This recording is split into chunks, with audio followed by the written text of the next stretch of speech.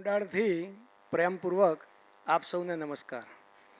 આજનો આ અતિ શુભ દિવસ જયાબેન અરવિંદભાઈ શાહ, તેનો સમગ્ર પરિવાર અને એમની સાથે આપણા બધા માટે ખૂબ આનંદનો દિવસ છે અને સાથે સાથે ખૂબ ગૌરવનો પણ દિવસ છે.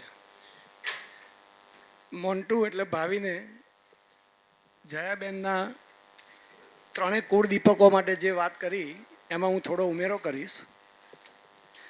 જયાબેન અરવિંદભાઈ પરિવારના ત્રણ કુળદીપકો વંશિકા, ધ્યેય અને આરોહી, એમણે આ વર્ષે એમના અભ્યાસમાં અવ્વલ નંબરનું એચિવમેન્ટ પ્રાપ્ત કરેલ છે.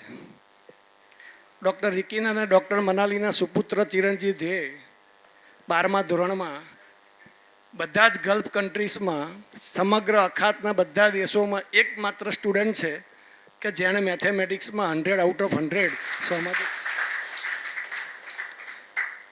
ગયા વર્ષે જ્યારે હું મસ્કત ગયો અને એના ઘેર એક નાનું મ્યુઝિયમ, એના રેકોર્ડ્સ, એના મેડલ્સ અને એના એવોર્ડ્સ આપણે જોઈએ તો ખરેખર ખૂબ ખુશ થઈ જઈએ. એ છોકરો નાનપણથી જ એવો મીઠડો છે કે એની જોડે વાત કરીએ તો આપણને હંમેશા વાલ ઉપજે.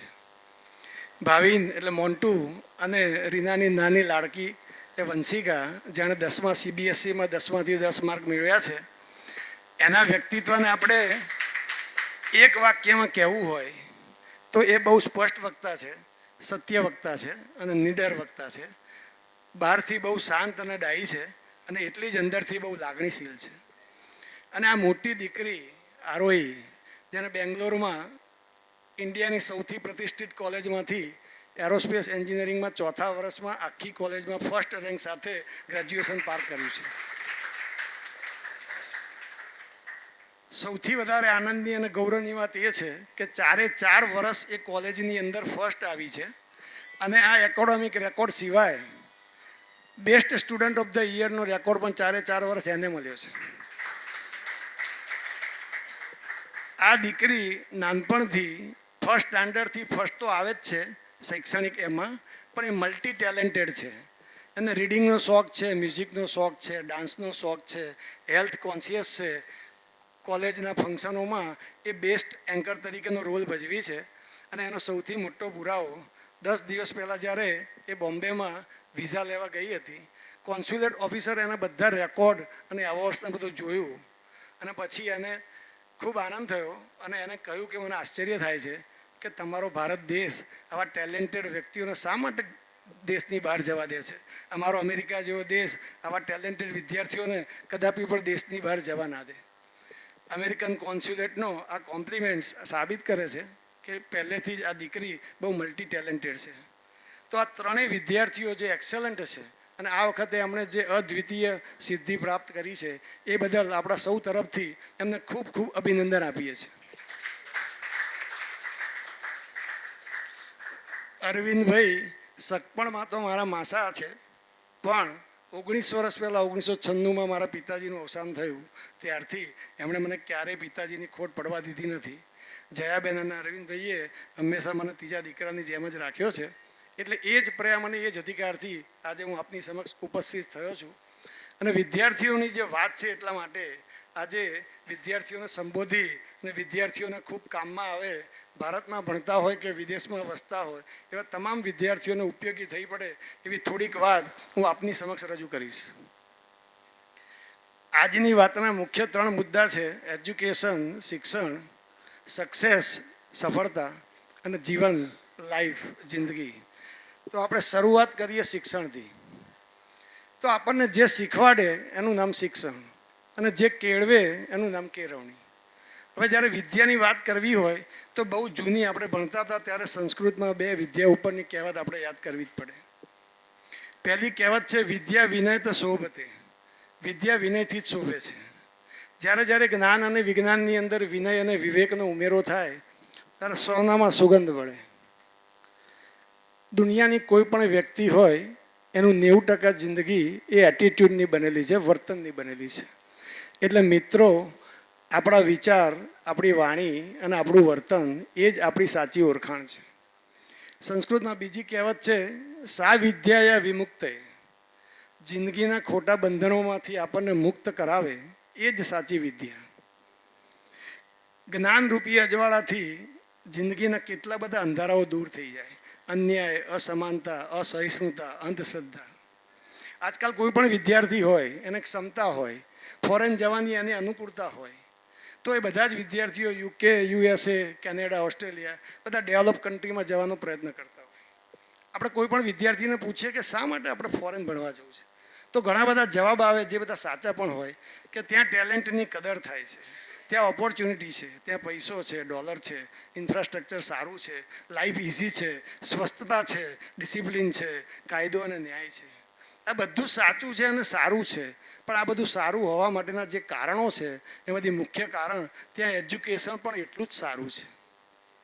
મારા એક મિત્ર વર્ષોથી અમેરિકામાં રહે, એના પિતાજી 86 વર્ષના, ગઈ સાલ જ્યારે ઇન્ડિયા આવ્યા તો મારા દવાખાને આવ્યા હતા, અને એમણે અમેરિકાના એજ્યુકેશન માટે એક બહુ સરસ વાત કરી. આજથી 70 વર્ષ પહેલાં 1945માં સેકન્ડ વર્લ્ડ વોર પત્યું પછી અમેરિકાના બધા જ વિદ્યાર્થીઓ, બધા જ વાલીઓ, શિક્ષકો અને સમાજના પ્રતિષ્ઠિત માણસો ભેગા થયા એવું નક્કી કરવા માટે કે શિક્ષણ કેવું હોવું જોઈએ.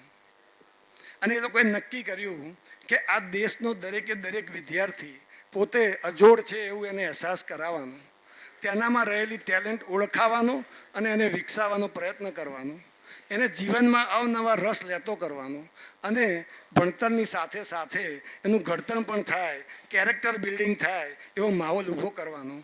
તો શિક્ષણ આવું હોવું જોઈએ.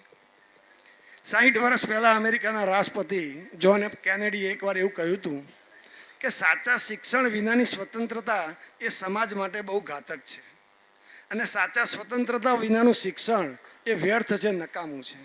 કમનસીબી સાથે આ સ્વીકારવું પડે છે કે ભારત દેશમાં આજે શિક્ષણમાં આ બંને વસ્તુઓ હાજર છે.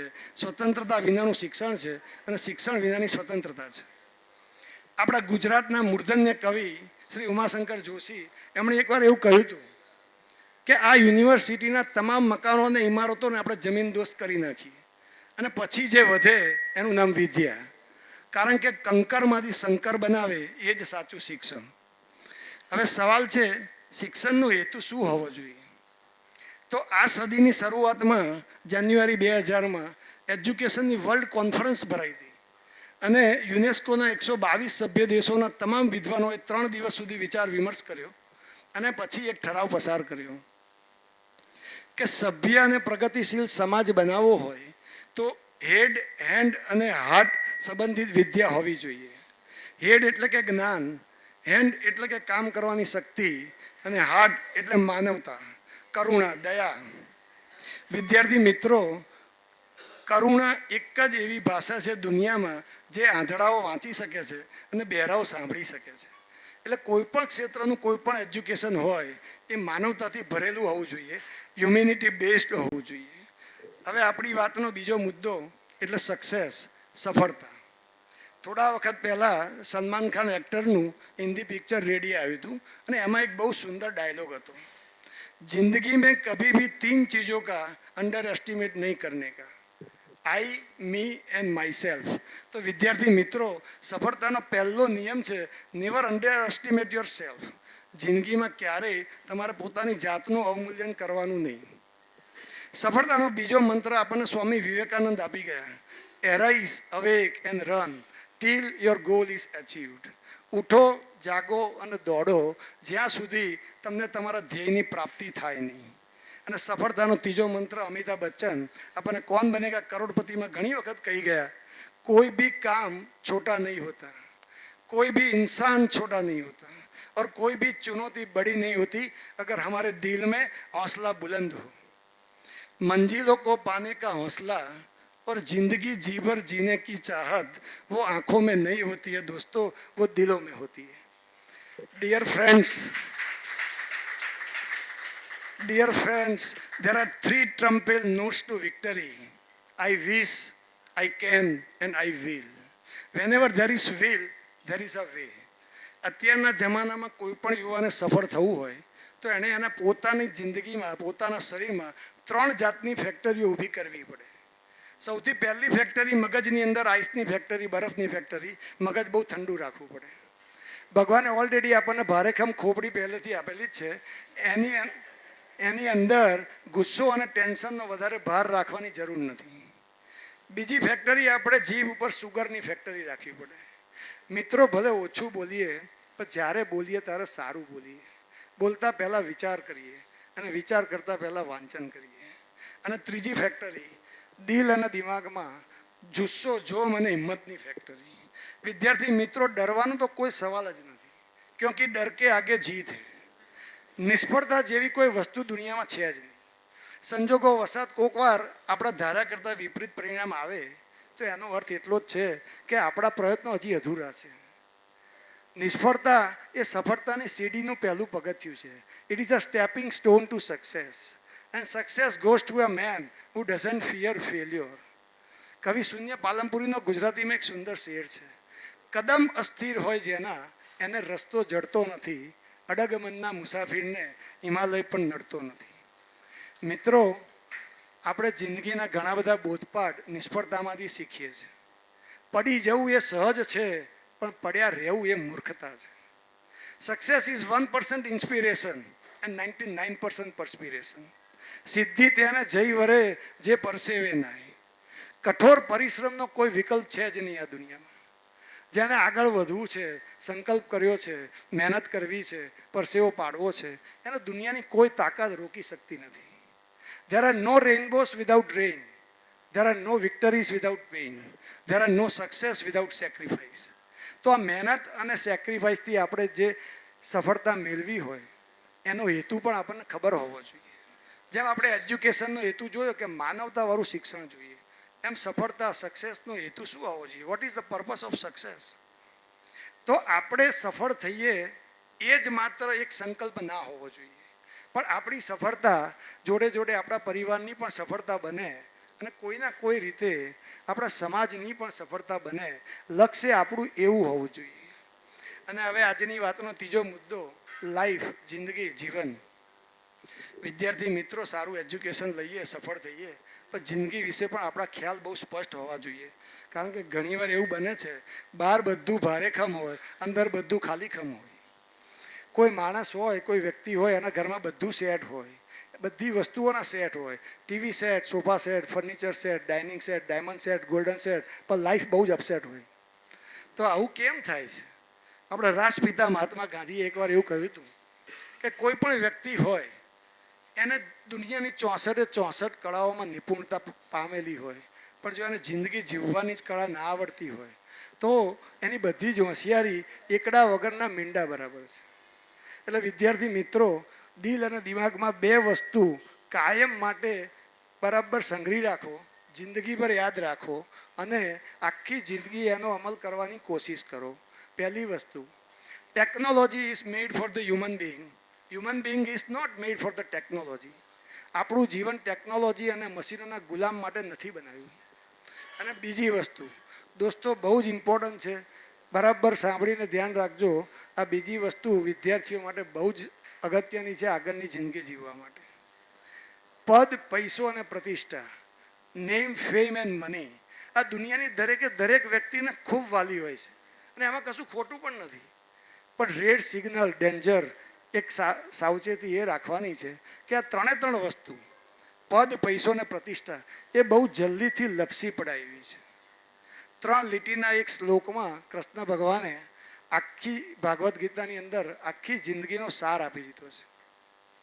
વેલ્થ વિધાઉટ વર્ક, કર્મ વિનાની સંપત્તિ, નોલેજ વિધાઉટ કેરેક્ટર, ચારિત્ર વિનાનું જ્ઞાન, અને બિઝનેસ વિધાઉટ મોરાલિટી, નૈતિકતા વિનાનો વેપાર, ultimately leads to a fall and destruction. છેવટે તમારું પતન થાય છે, છેવટે તમારો નાશ થાય છે. વિદ્યાર્થી મિત્રો, રસ્તો ટૂંકો ના હોવો જોઈએ. There is no shortcut to success. રસ્તો સુવાળો પણ ના હોવો જોઈએ, પણ રસ્તો સાચો હોવો જોઈએ. પછી એ સાચો રસ્તો ભલે ગમે તેટલો લાંબો હોય, ગમે તેટલો કાંટાળો હોય, ગમે તેટલી મુશ્કેલીઓથી ભરેલો કેમ ના હોય. આપણે મહત્ત્વના બનીએ, મહત્ત્વાકાંક્ષી બનીએ, એમ્બિશિયસ બનીએ, એ સારું છે. સફળ થઈએ, શ્રીમંત